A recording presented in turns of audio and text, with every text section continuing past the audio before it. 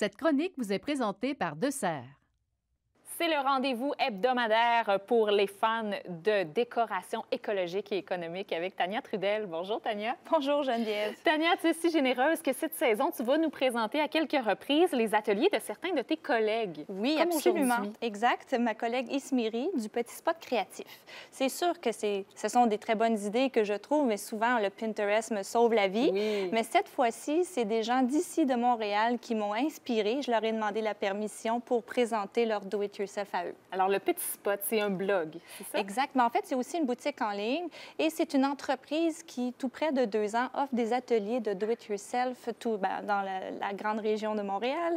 Et finalement, c'est ça, c'est des ateliers aux alentours d'une vingtaine à une quarantaine de dollars où les gens peuvent participer à faire des activités de décoration.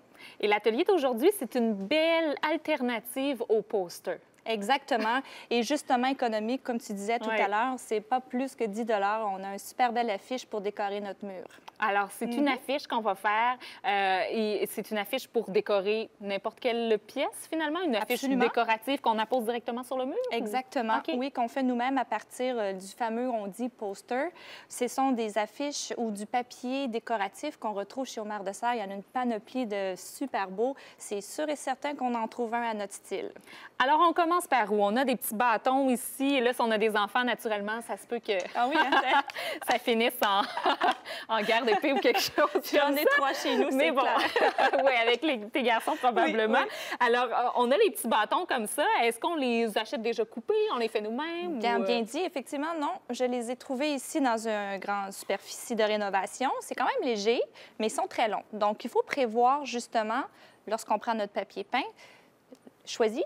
Oui, mais ils sont tous magnifiques, mais moi, j'aime beaucoup celui-là. D'ailleurs, je dois dire, je l'ai déjà utilisé pour emballer des cadeaux, alors c'est mon préféré. C'est vrai, ça peut être utilisé pour ça. Donc, c'est important de choisir la grandeur et que ça dépasse un tout petit peu. Donc, moi, je les ai déjà précoupés pour l'émission, mais ça reste qu'on doit décider à peu près 1 pouce, 2 pouces. Ça dépend, ça, c'est à votre goût. OK, 1 pouce ou 2 supplémentaires à notre affiche. Exact. Alors, on appose notre bâton et ensuite... Oui, donc là, je veux juste vérifier. Ah, ça, c'est celui du bas. Donc, on commence avec celui au bas. On peut utiliser de la colle, on peut utiliser ce que l'on veut. Donc, regarde, hein, là, on a le prix, c'est vraiment pas dispendieux. Non, c'est pas très cher de se faire de belles affiches. Donc, c'est justement, on choisit de l'enrouler comme ça. OK, donc on l'enroule. Exact. Ah, OK. Voilà. Si on a de la colle, on prend la colle, mais sinon, le scotch tape, le fameux ruban adhésif, pour bien dire, sauve des vies. Donc, on y va vraiment avec ça, puis ça fonctionne. Okay. Oui. Donc, ça va bien, on est à 2. Je pense que tu l'as un peu trop roulé. Ah, OK. Bon, justement ici, comme ça. Comme ça. T'en mets tout le long? On en met tout le long. J'aimerais que tu continues. Oui. De le mettre aux extrémités. Pendant ce temps-là, moi, j'aimerais expliquer justement ce que l'on fait avec le bâton du haut, parce que c'est celui-là qu'on va prendre pour accrocher notre affiche au mur. OK. Puis il y a une différence dans la façon de l'installer que celui du bas? Ou... Bien, en fait, oui, parce que, excuse-moi, je vais passer devant toi. Oups. Ici, on a notre petite quincaillerie. Ce sont des petits anneaux comme ça qu'on retrouve vissables, qu'on peut mettre au bout des bâtons. Donc, c'est ce que je vais faire. Est-ce qu'on a une circonférence, une grandeur en particulier pour choisir les anneaux? Ou je vois qu'il y en a plusieurs. Oui, bien, en fait, celle-là, j'en ai seulement qu'une. Je te dirais, en fait, Geneviève, que ça dépend. C'est sûr que si on prend... Là, je saute rapidement à la corde. Si on choisit celle-là, qui est une superbe corde décorative, elle est trop grosse pour l'enfiler justement dans l'anneau. OK.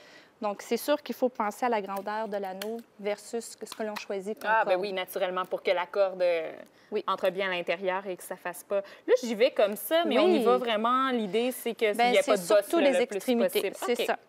Voilà. Donc, après ça, moi, on va le faire ensemble rapidement. On va faire celle d'en haut. OK. Je vais fixer l'extrémité ici et puis on va directement aller au haut de l'affiche. Donc, on tourne et voilà.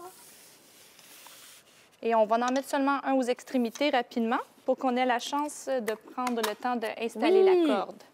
Alors, on y va.